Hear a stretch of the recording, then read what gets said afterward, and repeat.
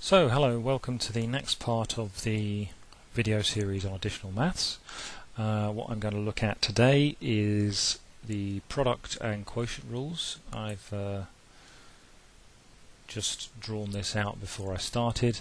The main point to note is we have this very simple statement on the syllabus. Students should be able to differentiate products and quotients. Product means A times B, and quotient means A divided by B. So of course what we're talking about here is functions, not just numbers. So you might want to think of it as fx times gx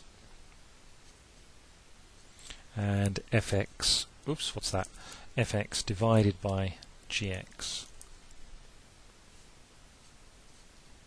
So in other words, the purpose of this video and this chapter section is to teach you how to differentiate products and quotients. Now, a few preliminary points, a few points to think about before we start. Knowledge that you should have. So let me write very clearly here, you should know. You should already know the chain rule for differentiation. So you should know how to use the chain rule to calculate derivatives of functions. If you don't know what I'm talking about, I'm afraid you're watching the wrong video. I would expect any student watching this video to already have studied P1. So P1 we cover derivatives,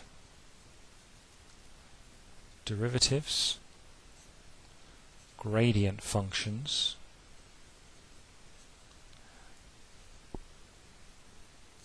of ax to the n, e.g. the derivative of 7x to the 5 is 35x to the 4, using notation such as dy by dx. And I would also expect a student, before they started watching this material, to know how to use the chain rule to find derivatives. So here's an example of using the chain rule. Consider the function y equals 7 over, what would be a good choice, 7 over 3x to the 6 minus 5x. There we go. The way to use the chain rule to find the derivative of y would be to set a variable u equals 3x to the 6 minus 5x, so that du by dx, using the power rule mentioned up here, would be 18x to the power 5 minus 5.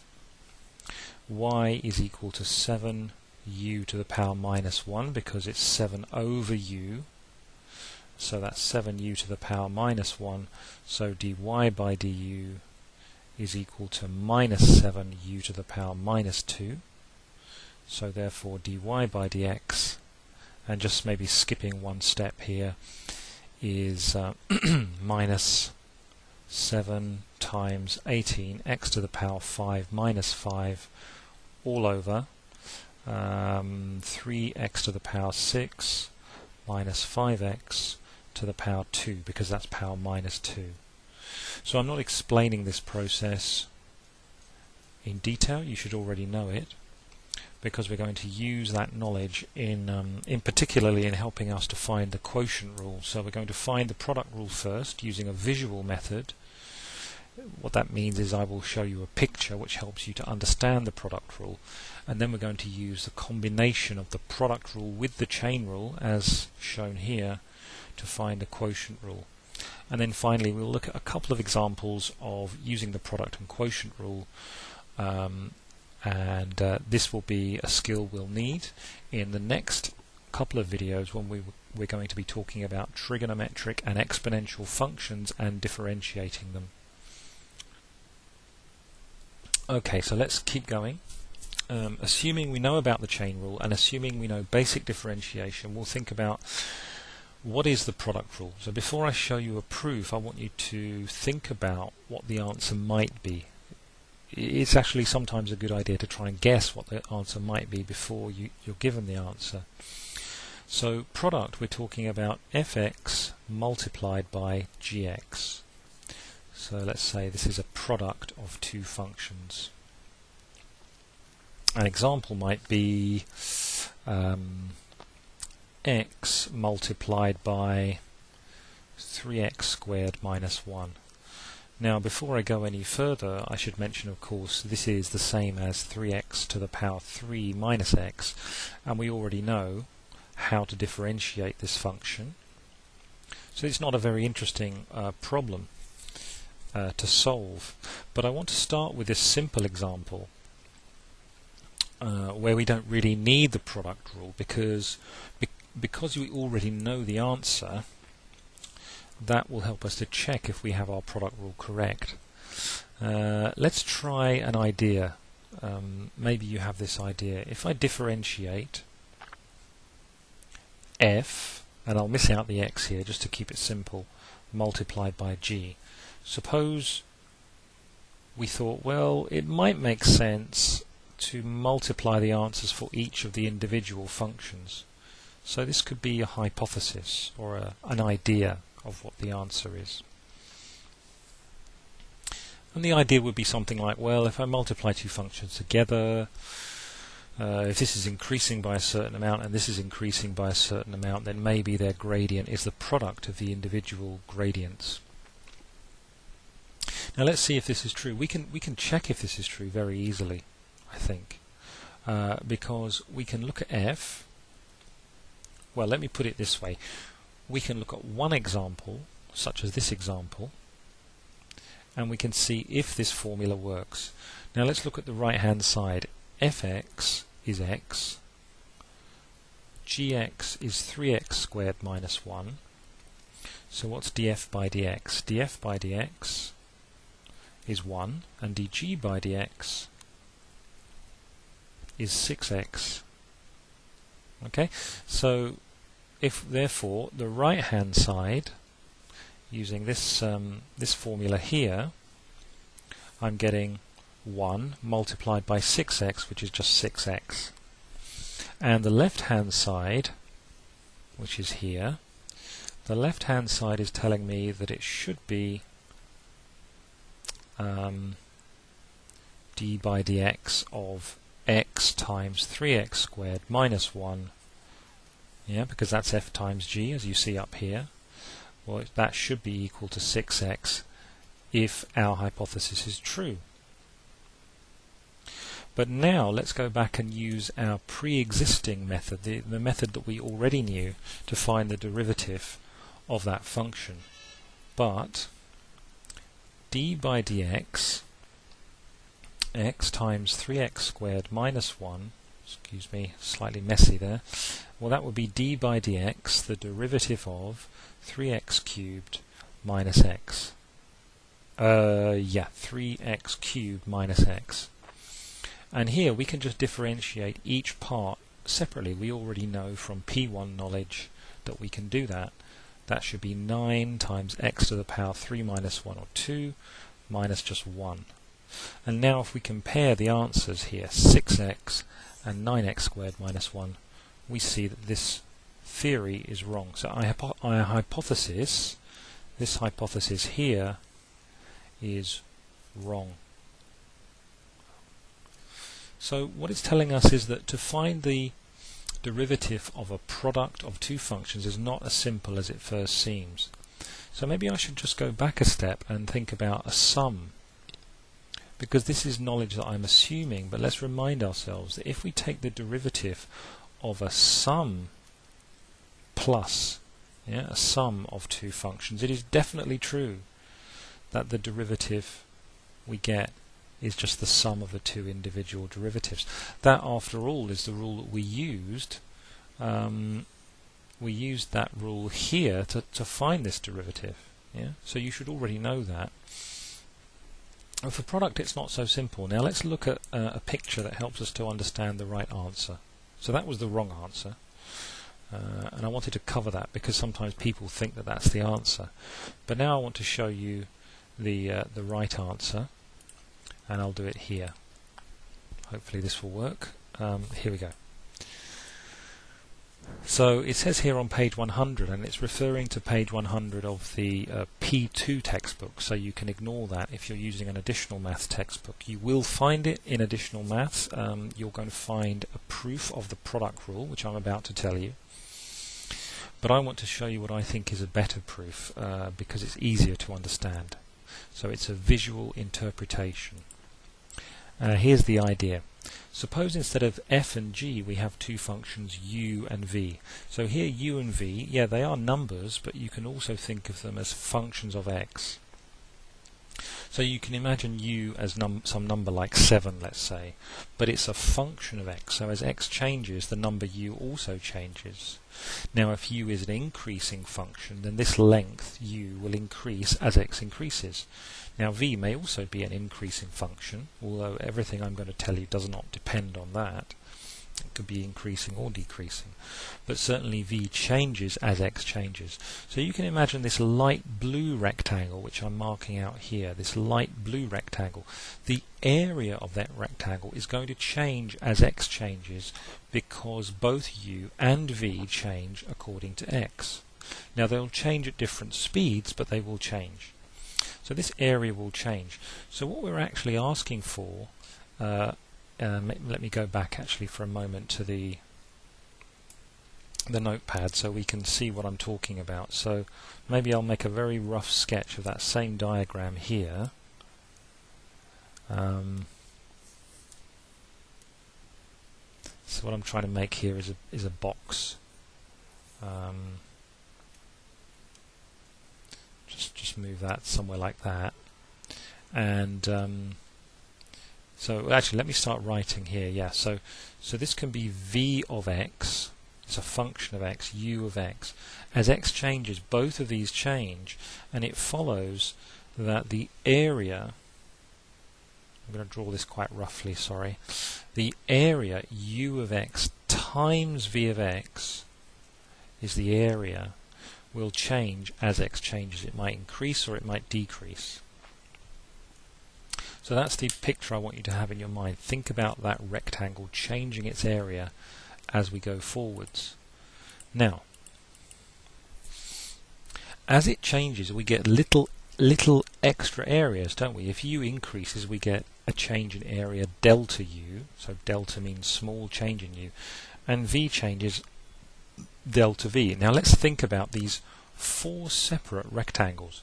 We have the light blue rectangle, which was the original area, but then the four rectangles added together, the dark blue, pink, black and light blue, all together make the new area after the change. So let's go through this. As x increases from x to x plus delta x, then u increases, perhaps, or decreases to u plus delta u, and v increases to v plus delta v. The product is the area. How much does the area change? Well, you can see that the area changes by the sum of these three sections.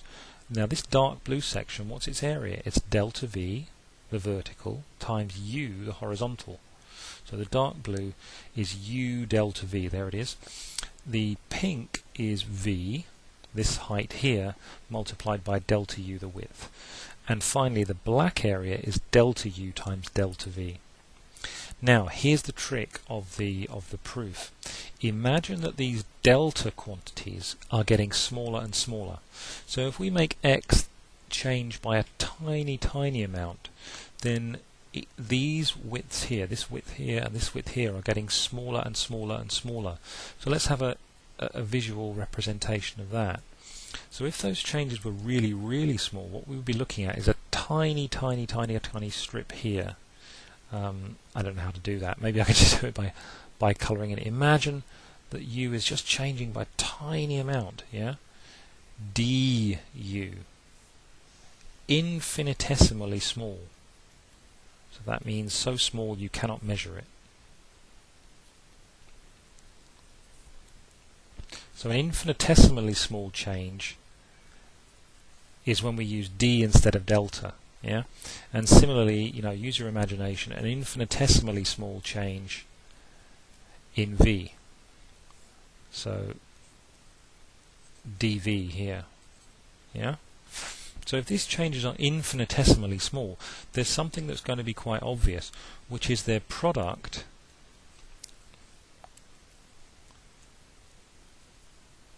is smaller. Now I put that in quotes because if it's infinitely small, then it's infinitely small. But imagine it's just very, very small instead of infinitely small. Clearly that then is smaller than u dv or v du. And to give a concrete example, suppose we had delta u equals 10 to the minus 100. So a number 0.0000 100 times and then 1. And delta v was maybe, it won't be the same number because v will not change the same amount as u, because u and v are two different functions. But you can imagine delta v will also have to be, some other very small number. Okay. Eventually, this product delta u times delta v will be like the square of a small number. Just in the same way as 0.001 squared is very small because it's 1,000th times 1,000th, so the decimal place goes twice as far to the right, rather the zeros go twice as far to the right. So by the same logic, it's easy to see, and it's not really a proper proof, I know that, but it's quite enough for you to understand. This section here, this little rectangle here, which is the crossover, the intersection of that rectangle and that rectangle, can be ignored.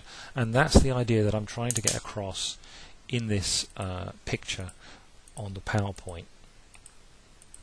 Okay, so the idea is that this term, delta u, delta v, here can be ignored.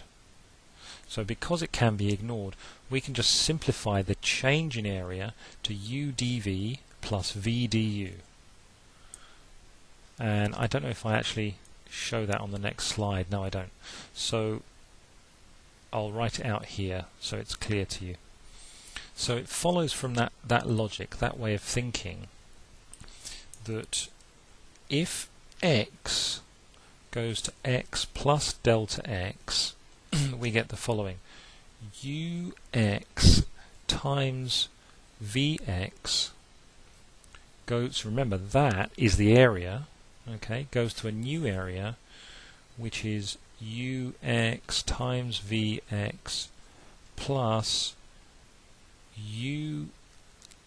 ux times vx plus delta x. Sorry, what I mean to say is it goes to ux times delta v. It's not the value of v, but it's the change in v there, isn't it? Times delta v plus v of x times delta u. Okay, this was the delta u here, so this is multiplied by v, and this delta v is multiplied by u. And we ignore delta v, delta u, we ignore it, okay? Because it's becoming 0. It's far smaller than the other terms. So we can see from this that because this was the original area and this was the original area, so the change in area,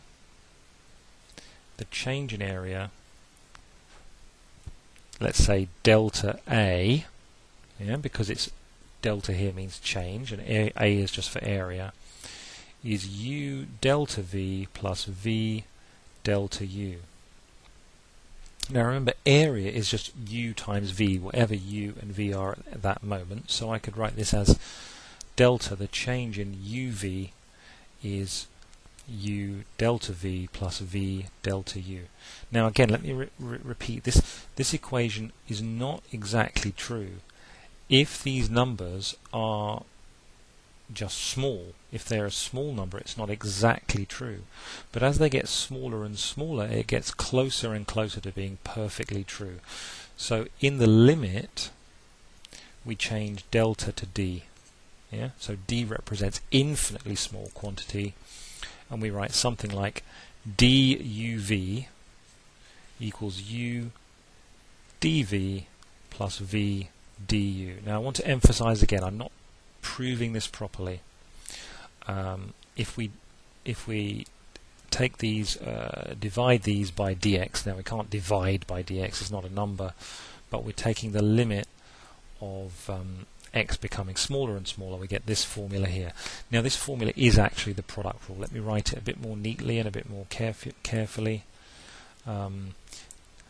D by dx, the derivative of ux times vx equals u times the derivative of dv by dx plus v times the derivative du by dx. And that's usually written in a nice simple way: d by dx uv equals u dv by dx plus v du by dx. And it's quite a nice formula because it's quite easy to remember because it has this simple symmetry. U and v are doing the same thing, so you just swap them over in the two terms. And by the way, you can write it even simpler way using the dash form, but you'd better be careful to put a bracket there. So this is the product rule. And as I said before, I know my proof is not exact, so if you want to look at a more careful proof, you can. It's in both the Additional Maths book and the P2 book. But I would emphasize that the process you're trying to go through here is not a process of learning the exact meaning of limits in calculus, because that's quite an advanced topic to do properly, and it's not included in any way in A-level.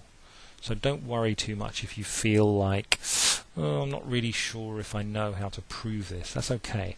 Just try to get a feeling of what the formula really means. So what the formula really means is, if we have two different functions, both varying with x in a different way, how does their product vary with x? How can we find the gradient of the product? Now let's verify that the product rule works by going back to our earlier example. So our earlier example was the function y equals x times 3x squared minus 1. And we used multiplying out the brackets, y equals 3x cubed minus x, to find the derivative without the product rule as 9x squared minus 1. Now let's see if the product rule will also give us the correct answer. Let's set u of x equal to x, and let's set v of x equal to 3x squared minus 1. Now let's copy out the product rule. Can I do that here maybe? Yeah. Whoops. Alright, that's good enough. So I'll copy the product rule again so we can look at it. Let's just get rid of that dx hanging in the air. Let's try and apply this rule and see if it gives us the right answer. Du by dx is 1, that's clear. And looking up here, dv by dx is equal to 6x. So now let's look at the right hand side of the product rule formula. It's u, that's 1, times dv by dx, that's 6x, plus v, that's 6x, times my mistake.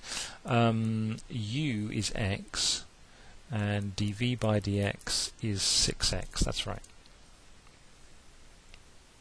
So u, which is x, times dv by dx, that's 6x, plus v, which is 3x squared minus 1, times du by dx, which is 1. So this gives me 6x squared plus 3x squared minus 1 gives me 9x squared minus 1. So this has worked. This has given us the correct derivative for the function which is the product of these two functions, x and 3x squared minus 1. Let's make it really clear by showing how each part of the formula is used. U there times dv by dx, there's dv by dx, plus v, so v goes there, times du by dx goes there. So this gives us the right answer. So that's the product rule. It's quite easy to remember, but obviously try to remember it. It's better if you don't have to look at the formula sheet. d by dx uv equals u dv by dx plus v du by dx. It will become quite natural after a while. Okay, before we go on to the quotient rule, let's look at maybe just one or two simple examples of the product rule in action. The example I showed you so far didn't need the product rule, but what if we had a function like y equals x times root 4 minus 2x? So look at this carefully, and you should understand that we can't solve this using the power rule because it's a product of two different functions. So we're going to need to use the product rule for examples like this.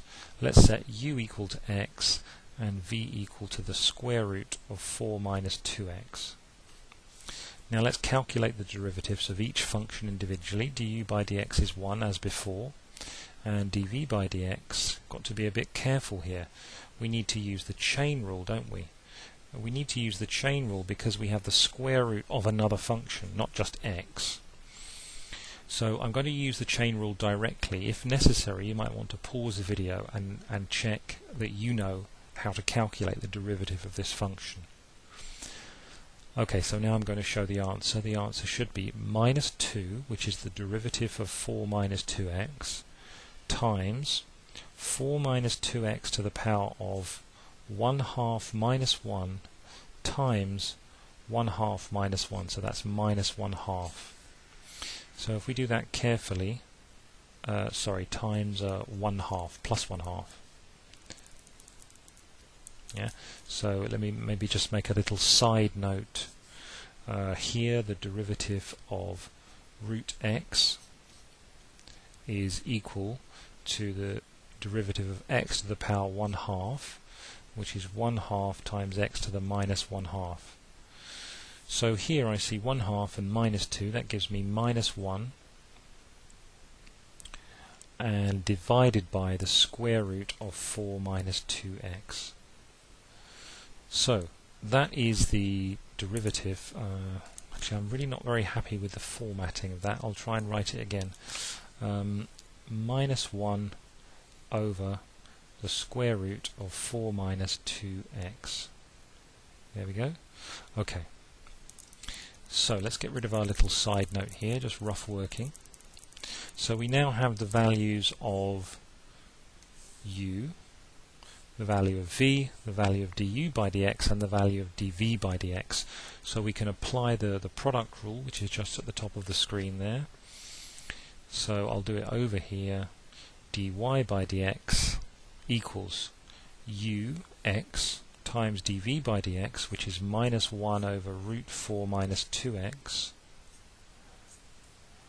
plus v, that's root 4 minus 2x, times dv by dx, which is 1. Okay, so just to simplify this a little bit, we can rationalize the denominator. We can have 4 minus 2x, so I'm multiplying by the square root of 4 minus 2x, here and here, minus x root 4 minus 2x, and all of this can be divided by 4 minus 2x.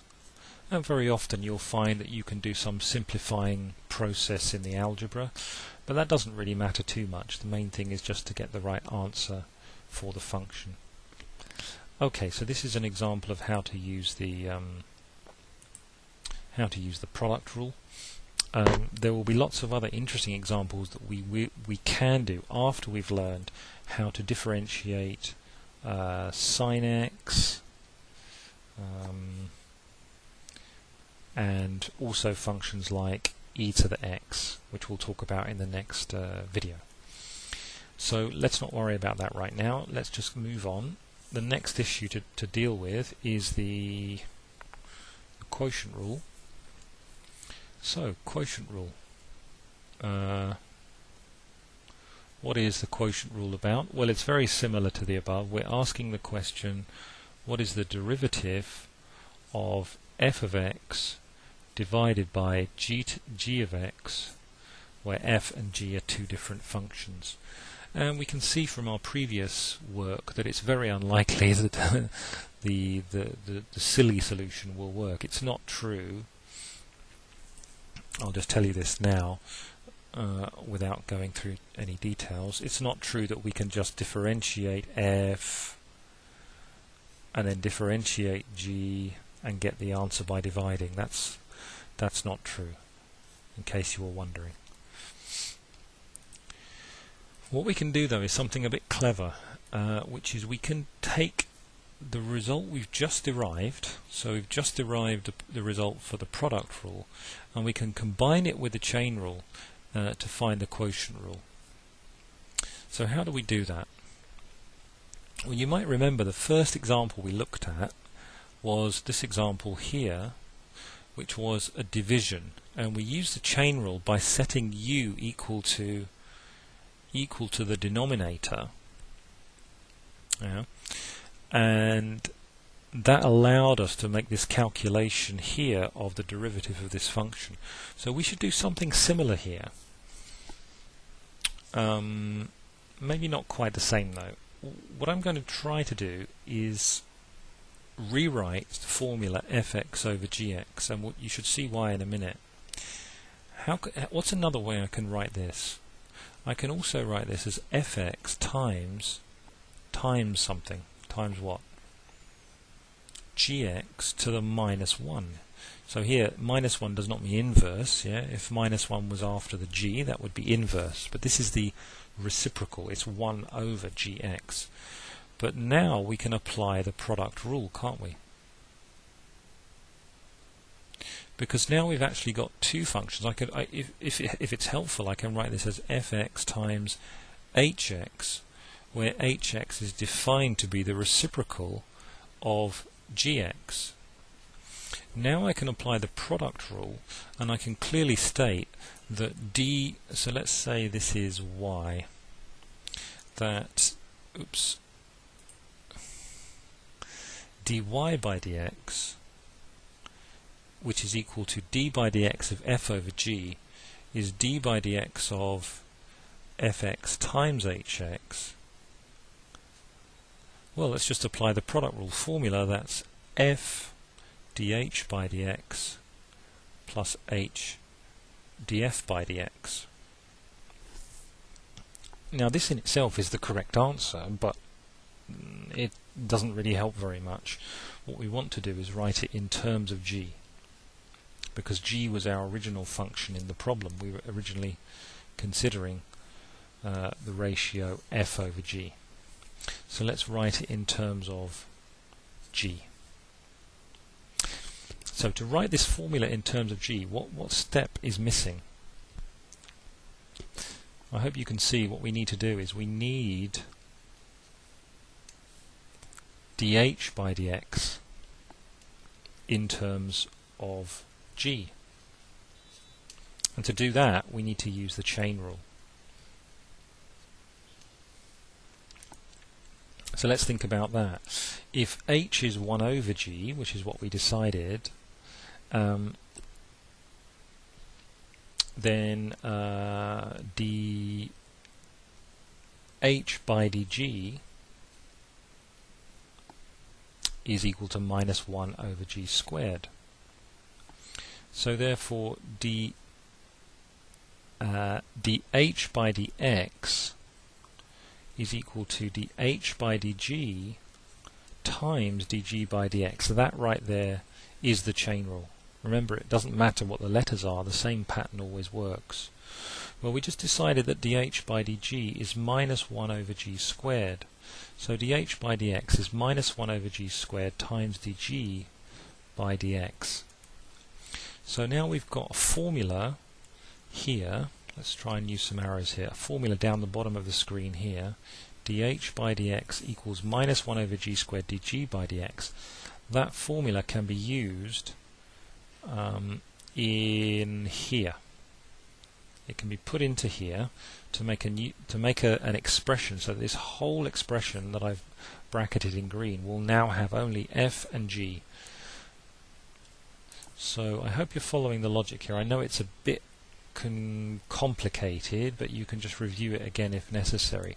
So dy by dx, which is equal to the derivative of f times h, and is also equal to the derivative of f over g, is f times dh by dx, so it's f times this minus 1 over g squared dg by dx plus h times df by dx. But h is 1 over g, so it's 1 over g times df by dx. So this is a correct formula for the derivative of f over g. So therefore df over g, the derivative with respect to x, of f over g, which is what y is equal to minus f over g squared dg by dx plus 1 over g df by dx. This is a correct formula, but we usually simplify it in the following way into, which way round is this? G df by dx minus f dg by dx all over, all of that is divided by g squared. And that is the normal form of the quotient rule. Let me write it using u and v. So quotient rule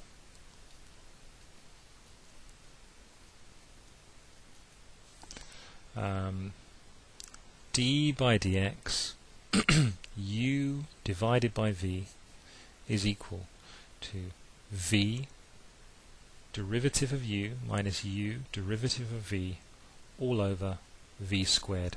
This is the form that you're going to see. Excuse my box. My box is really terrible, isn't it? Let me not bother with a box. Let's just use some brackets. So this is the form that you're going to see on formula sheets, and this is the form you should try to remember. V times the derivative of u minus u times the derivative of v over v squared. Now, if you followed that slightly confusing proof, well, I say confusing, it's just because of all the different letters, isn't it? I mean, the ideas are simple enough if you know the chain rule. So if you followed this logic, you see that the quotient rule follows directly from the product rule. It's just a special case of the product rule. So it almost becomes an interesting question. Do we need this? Yeah. The answer is no. We don't need this as a separate rule. You can just use always the product rule up here. Yeah, the product rule. uv derivative is vu derivative plus uv derivative. This rule is fine as long as you know how to combine it with the chain rule in different cases. So let's look at maybe a couple of complicated examples before we finish. And as we're going through them, you can consider for yourself whether you would prefer to use the quotient rule or just use the product rule directly. So let's start with a simple-ish example. Y equals, so this can be examples, okay? Y equals 3x minus 5 divided by 7 minus 4x. So, should we use the product rule, the quotient rule, the chain rule, or some combination? Let's just use the quotient rule, QR, for now. It tells me that u over v prime, here I'm saying prime, it means the same as derivative, v du by dx minus u dv by dx over v squared. Well, since these functions are so simple, I don't really need to spend too much time on this. Yeah, so v is 7 minus 4x, u derivative is 3, because u is 3x minus 5. Yeah, maybe I should draw some little arrows here. So u is this one, v is this one, so we just remember this, yeah? And then minus, don't forget there's a minus sign here. That's what makes this rule a little bit confusing. 3x minus 5 is u times v derivative is minus 4. And all of this should be divided by, I'll try and draw a good line there, all of this should be divided by v squared, so 7 minus 4x all squared. So obviously here you can simplify down a little bit. How many x do we have? Minus 12, plus 12. Yeah, minus 12 plus 12x, so no x at all. Then we have 21 minus 20, I believe, 1 over 7 minus 4x squared. And by the way, you can verify this, you can try and do this without using any of these special rules, because it's a simple enough linear function. You could verify it by doing something like this. What do I need here? 3x minus 5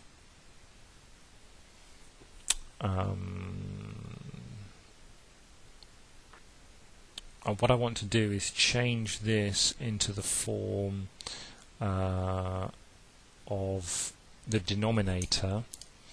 Let me just pause the video a minute and figure this out. Okay, just slight delay there. So what I was just double checking here is if we were to split this function up by taking out a factor of 4x minus 7 in the numerator. You see here what I've done is I've just rewritten the numerator so it contains a factor 4x minus 7. So if you look at this version of the numerator, you see here you've got a factor of 4x minus 7, which will give us minus 3 over 4 because it divides by 7 minus 4x. And on the right here we have 21 minus 20 over 4, so 1 over 4. So we get 1 over 4 times 7 minus 4x. So if you differentiate this, this part becomes 0 because it's just a number, and this part becomes minus 4 because of the chain rule. You need to take out the minus 4 from here, times minus 1 for the power minus 1 divided by 4 times 7 minus 4x to the power 2. So this is the correct answer. You can see we have the same answer. So the quotient rule can be a slightly easier way than trying to solve it like that. In fact, I guess most students wouldn't even guess that you could solve it this way without the without the quotient rule. You could also use the product rule and the chain rule in the way that we've just examined here for the case f over g. Okay, so that's one example. Let's look at one other example. Maybe I'll try quite a complicated one, see if we can manage a complicated one. Let's try y equals 3x to the power 3 times the square root of now let's make it even more difficult. Let's try the 5th root of, well, that's a bit difficult to read, isn't it? Times the following function, x plus 2x to the 4 all to the power 1/5, so the 5th root, and let's divide that by 8x plus 1. So how would we solve a very difficult case like this? Well, here we would notice that there are basically 3 parts, 1, 2 and then 3, and so we have to consider them separately. So it's a bit like, maybe I can undo that, that's a bit annoying, isn't it? So it's a bit like, instead of 2 items we have 3. 2 of them are multiplied, the 3rd one is divided, but it doesn't really matter, does it? Let's define a function fx equals 3x cubed times x plus 2x to the 4th to the 1/5, and let's apply the product rule. So PR here meaning product rule. Let's say u is 3x cubed and v is x plus 2x to the 4th to the 1/5. So we're going to need to use the chain rule, CR chain rule, to solve this part of the problem, aren't we? du by dx, well that's easy. That's 9x squared.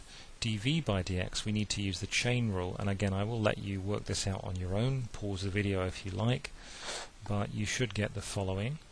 First, the derivative of the inside function is 1 plus 8 times x to the power 3.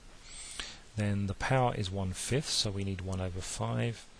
And then we need x plus 2x to the power 4th to the 4th power, and this is the power 1 over 5 minus 1, or minus 4 over 5. Okay, so that's already very complicated. So if we write df by dx, we're writing u dv by dx plus v du by dx. So writing that all out gives me 3, so first u times dv by dx, so that's 3 over 5 x cubed 1 plus 8x cubed, and times x plus 2x to the power 4 to the power minus 4 over 5. So that's df by dx. Now, to find the final answer for y, we need to use, say, let's say g of x is 8x plus 1, or then dy by dx is g df by dx minus sign is very important, f dg by dx all over g squared. Well, that's probably going to need another sheet of paper, isn't it? Maybe I can fit it if I just move it around a bit. No. Let's just move this significantly to the left so we have a chance. Oops, like that. Okay, so g df by dx. So g was okay, g is that. So 8x plus 1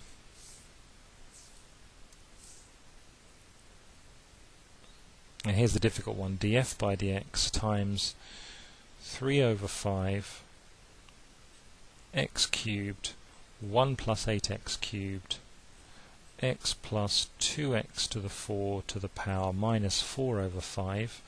Now we need to do minus f dg by dx.